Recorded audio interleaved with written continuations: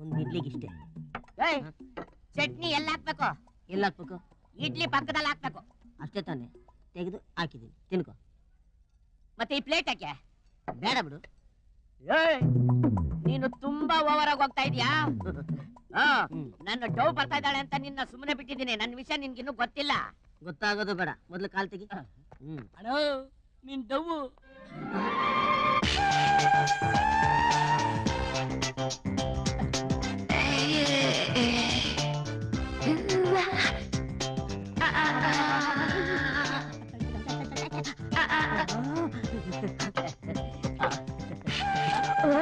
Hello, welcome to paradise. ನಮಸ್ಕಾರ. ನಮಸ್ಕಾರ. Are you? Thank you. It's my pleasure. Please come. Okay.